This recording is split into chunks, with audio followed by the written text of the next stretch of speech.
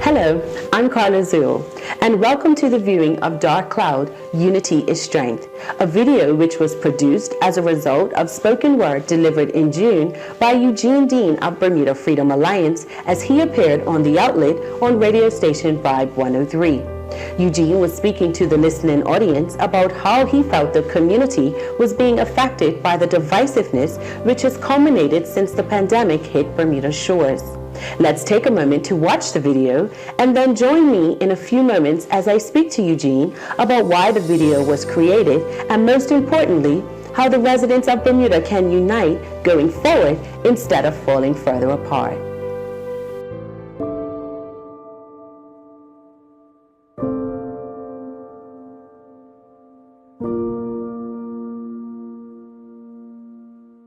These are very dark times in Bermuda. The sun may be shining outside, but there's a really ominous cloud looming over the country, and who feels it knows it.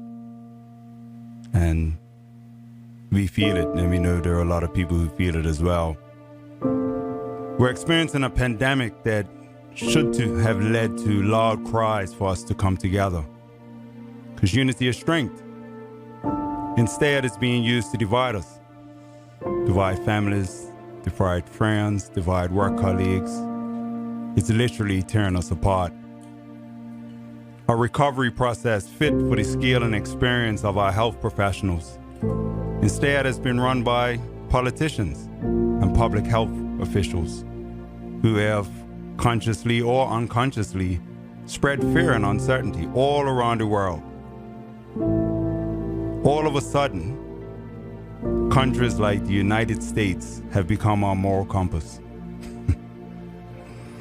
leading the way with targeted ad campaigns, PR stunts, and appearances made by formerly well-respected public figures, key influencers, paid actors, even doctors and physicians who have been used to coerce our people.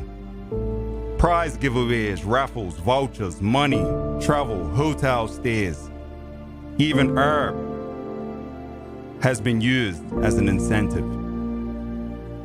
And the threat of lockdowns coupled with mandates that pose a direct threat to our freedoms, our liberties, and our livelihoods have been used to whip us into submission until we follow the very narrow guidance being handed down to countries all around the world. Despite the absence of morality, clear breaches in ethics, and the creation of conditions that make informed consent all but impossible, anyone who questions anything or anyone who shares views other than the status quo narrative finds themselves censored, targeted, and attacked by governments and the media with the intent to damage their credibility. Where is the openness and objectivity? Where are the conversations? Where is the collaboration? And where is the data and rationale to support our current approach? It's very difficult to make sense out of any of this. And for anyone who is really analyzing the data, it just doesn't add up.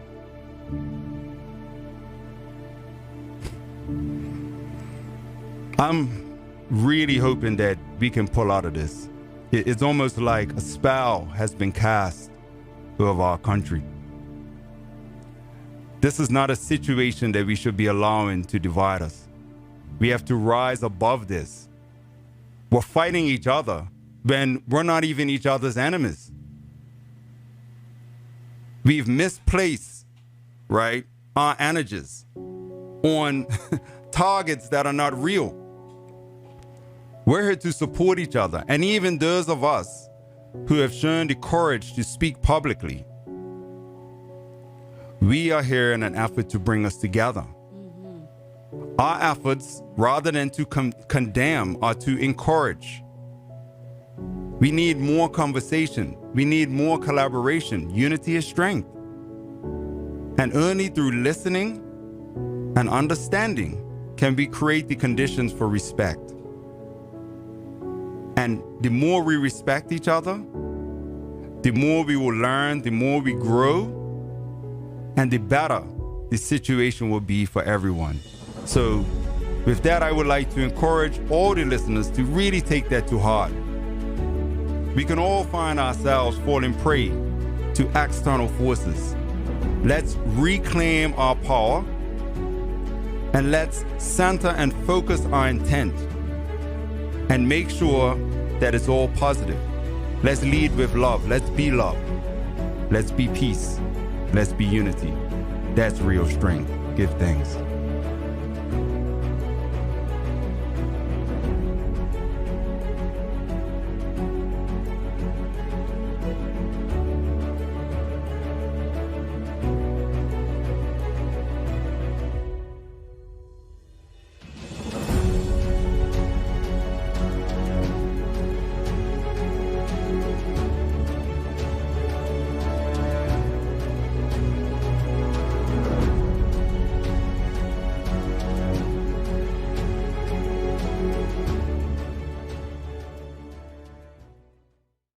Now that we've watched the video, let's take a moment to speak to the man behind the video. Eugene, welcome. How are you? Greetings, Carla. I'm good. Give thanks. A pleasure to be here. It's an honor to be here. Listen, I want to jump right in. One of the quotes, like towards the beginning, the sun may be shining outside, but there's a really ominous cloud looming over the country, and who feels it knows it. And we feel it, and we know there are a lot of people who feel it as well. A powerful statement. Besides the economic hardships many have endured over the last 18 months, what do you consider the ominous cloud? Well, I would first and foremost say it's the stress and the fear that people have been put under as a result of the way that the pandemic has been measured, has been, I guess, worked on.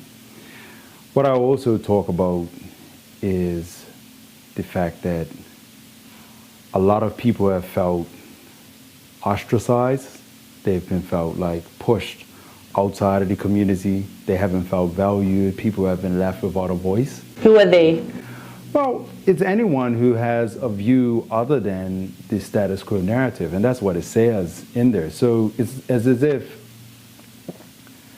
the mandates that are being pushed, the approach that's being taken, everyone's just meant to just receive it and follow suit without questioning anything. And anyone who questions anything is just criticized. And not even just criticized, but like disregarded. So it's like, you must be crazy if you're questioning things. Like, you know what I mean? So, and that's what's created a scenario in the community. So what I would say in terms of the dark cloud is like, you have all this social pressure. So you have people who have been friends for years, and all of a sudden, like, those friendships are being challenged. You have people who are concerned about being able to keep their jobs. You have people, families who are concerned about their children being able to go to school, you know? But I have to be devil's advocate, because for every statement you've just made, it's someone on the other side of that who feels that those who don't believe that, for example, there's a pandemic, or that I know it's a lot of discussion around vaccination versus non-vaccination, that people feel that if they don't feel like those who oppose that, then they're being ostracized. I see it on both sides. So where is that balance as such? Well, the difference is that, you know, people who are feeling comfortable with the way things are being handled, they're fine. You know, they're not being punished. You know, they're not being singled out. They're not being told that they're crazy or they're anti-vaxxers or, you know, they're conspiracy theorists and things of that nature. They're not being told any of that. And so what's happened now is you have a setup that if you follow suit with the way things are being laid out, then it's like you're embraced as being like a part of the community. And if you're not, then you're being singled out and punished. So all the mandates that are being put in place are being put in place to punish people who don't decide to follow the way. And so, and this is the thing, Carla, right? There's no problem with people who wish to take the jab. It's not really about that. I'm not really focused on whether people want to take the jab or don't want to take the jab.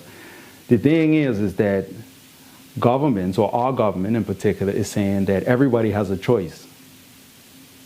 And then on the other side of it, you know, at every step, they are putting things in place that punish you for not making the choice that they want you to make. So you keep saying punishment. Some would say, so I'm assuming you mean, for example, the initially implemented quarantine hotel that people had to pay for if they weren't vaccinated, right? Because what are you defining? Because some people are listening to you right now and saying, what's a punishment? What are you considering a punishment? The vaccination hotel, for example, is that what you would call quarantine hotel? Is that what you? Well, that's one of the things. But even before we got there, you know, so say you have a job, and all of a sudden now your job is speaking to you in language which suggests that, you know, if you don't get the jab, you know, your employment is at risk. So all of a sudden now, you were told that you had a choice in terms of how you wanted to handle your personal health as it related to the pandemic. But now you're getting pressure from your job that suggests now your livelihood is at risk. Now you have to think about how you take care of your family and things of that nature. Whereas somebody on the other side of the equation who chooses to get the jab, they're not under that type of pressure. But 6 one way, half a dozen the other, because wouldn't some say that it's not punishment, but it's consequence? So if you choose not to get the jab, there will be consequence with that, i.e. the quarantine hotel, i.e. Like some people are saying about the safe key, for example. One can't ignore that people have died all over the world. You can't ignore that. So some people would say that those who may feel that, let's just say, I've been vaccinated. I feel it's a choice, but I also feel that if I choose not to get it, there are consequences. So why is it being viewed as punishment?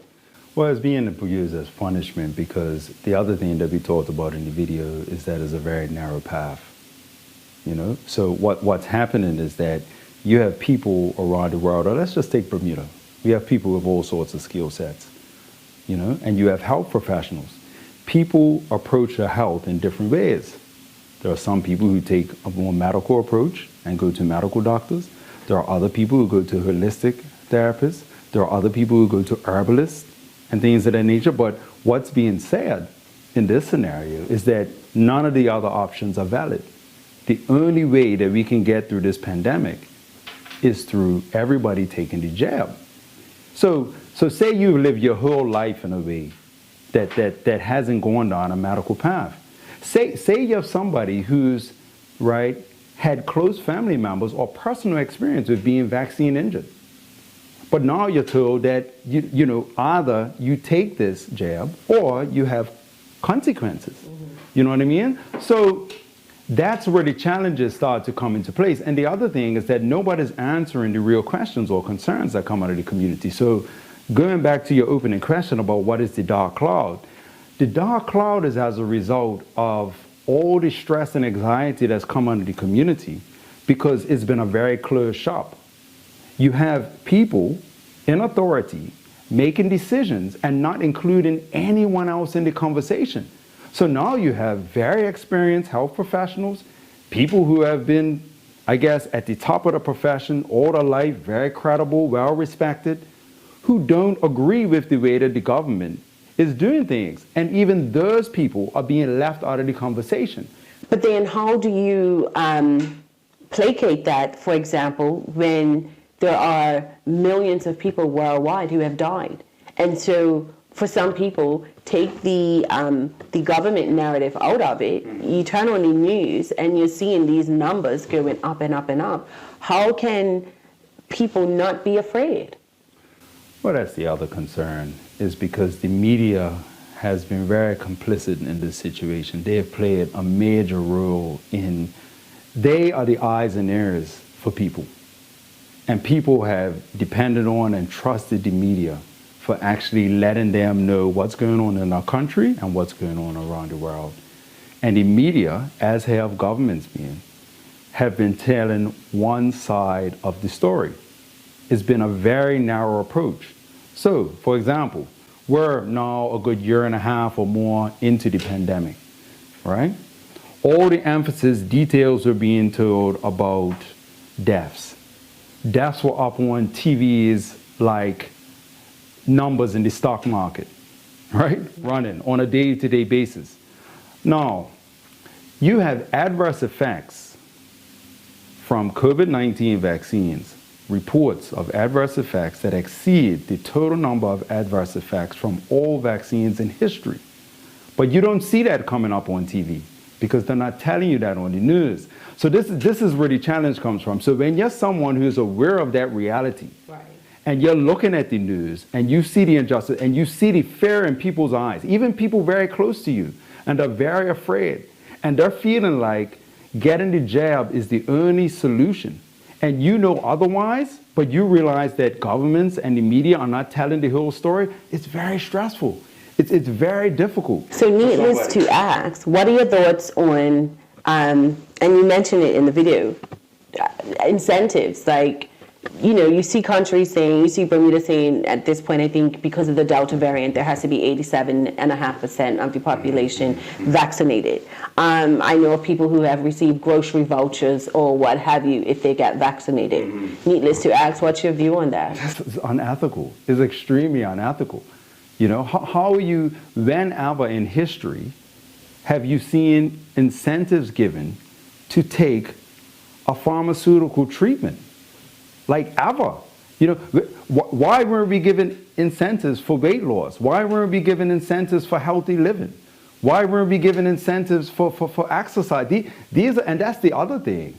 You have this hammer approach for getting people to take what's an experimental, right, treatment. And the pharmaceutical companies are telling you it's experimental. It's just that the authorities are not telling you that. You know, so that's the other thing that's causing the stress. So wouldn't some say that this is the first time in men's living history that the world is experiencing a pandemic?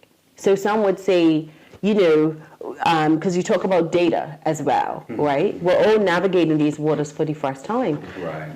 How do we know that these are realistic numbers or inflated numbers? Or, you know, in Bermuda we see the increased number of positives, but when you look at the whole picture, it's maybe 1% of the population, right?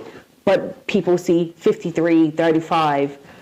How is there a balance? How do we get people to understand that just because numbers are rising, when you look at the whole population, it doesn't mean that, you know, it's time to panic? Well, if governments, authorities, and the media would actually tell people the whole story, then you would have a lot of fear. So another concern is that there seems to be an effort, a concerted effort, to amp the fear up and to keep the fear up, rather than an effort to actually bring calm to the community. So for example, you enter into what you're told is a global pandemic. Everyone's concerned. Fine. Then you find out that it's not really as bad as you thought it was. But you don't say that.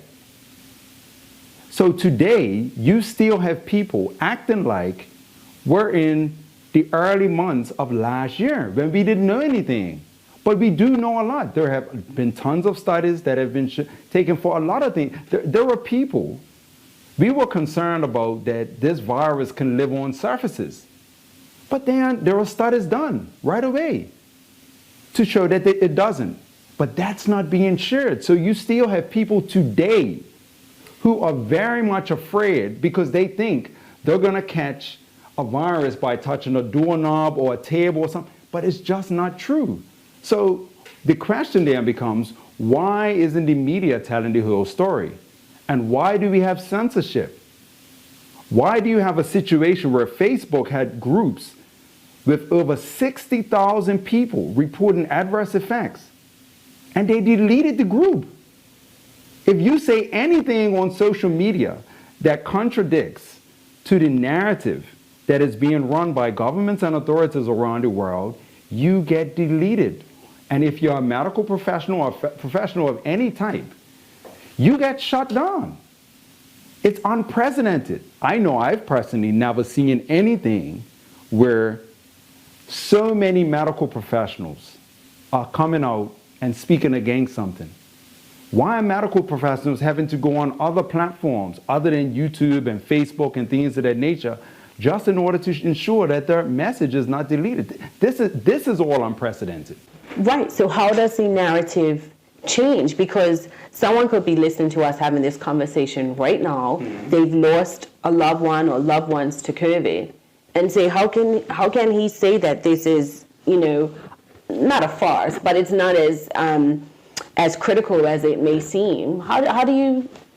Well, no, my comments about the pandemic being not as I guess challenging as we initially thought it would be is nothing to do with my personal view. That's just to do with the facts. That's just a reality, and that in no way means that I'm insensitive towards anyone who's lost anyone. My efforts are actually to help us to build a stronger position in terms of being able to deal with that, because the only way we're going to be able to do that is if we really leverage the collective skill and expertise from people all around the world. And at the moment we're not doing that. What has been happening is that people are being cherry-picked. People who support the narratives that governments are delivering, those are the people that are being cherry-picked. Those are the people who have been given a voice. And I'll say, for example, Carla, I've been someone who's been involved in the community my entire adult life. Right. I'm very familiar with the media. The media knows me, right? I'm very familiar with releasing things to the media. And every time I release things to the media, my stories get run. Whether it's about sports, whether it's about health, whether it's about culture, entertainment, whatever it is. Environment, people are well familiar with that. In this particular circumstance, I have had several media releases, including the official release of this video, that has been sent to all the media in the island, and it's radio silence. No one reports it. And you just think it's because it doesn't fit with the narrative that mainstream media has put out there? For whatever reason, everyone is afraid. And it's not just afraid of the virus. People are afraid to say anything contrary to what the government is saying. Meanwhile, anyone who supports the narrative of fear-mongering, and heightened pressure and stress and coercion is given free time on the air. So how can one in the community who may want to at least explore, right, how can they do so? Well, my first suggestion is, I know early out in the pandemic, I personally started to reach out to health professionals around the island. And in reaching out, I found that there were several health professionals who weren't being given voice. Actually, they weren't being listened to by several of their colleagues. They weren't being given voice by the media. And so we created a program called Beyond the Pandemic. And that program has 10 episodes already with health professionals and a few media conferences where they're answering questions from the community. So if you want to hear what local health professionals and some international have to say, their honest views, their honest experience, their stories, you can go to beyondthepandemic.tv and you can watch the episodes. Unfortunately, there are very few other places that you can go locally at least to be able to find information of that nature, because everyone else who comes on mainstream media has been handpicked, to specifically support the government's narrative, So question, have you come across people in the community who wish that there was, or wish that they could be vocal, or, silent supporters? Why are they afraid? I know you said that they may be afraid of repercussions, but if you believe in what you believe in, shouldn't you be able to stand up and say that? Well, I really wish there were more people that had the courage, and I sympathize. To be honest with you, Carla, I have been very vocal around this topic, not necessarily for myself personally, because I personally know where I stand, and I feel comfortable living my life from that perspective. I speak for what I call the silent majority, the people who suffer quietly because they don't feel they have a voice, who are afraid because they feel that their livelihood, their reputation, their family is at risk if they so decide to speak honestly about what their experiences has been and how they feel. And that's a very challenging situation, and it really hurts my heart. And in many regards, that's what inspired me to speak on the radio in the way that I did that day, because I'm just thinking about all the people who don't have a voice, the people who don't have the confidence to just speak out about how they really feel, and who are left suffering silently. It's really sad and unnecessary. So I wanted to go into another quote. You said, this is not a situation that we should be allowing to divide us. We have to rise above this. We're fighting each other when we're not even each other's enemies. We've misplaced our energies on targets that are not real. So what I wanted to ask you is, well, what is the true target, first of all? Because let's be for real, the venom is coming from both sides of the argument as such. Well, this is the thing, and this is what we are talking about, and what I said about the targets. So what's happened is the situation has us fighting each other, when we're really supposed to be working together to strengthen our position to move beyond the pandemic. That's really it. So how do we deal with the presence of this virus in our community, right? And that's only gonna happen if we really work together. So let's take the target off each other, because we're not each other's enemies. Right. Let's recognize what's most important for us in life. What is most important to us? And when we think about it, is our relationships. Our relationship with ourselves. Where do we stand? Are we being true to ourselves first? Right? Let's think about those who are close to us, our loved ones, our families, our friends, our work colleagues, and then let's think about our communities.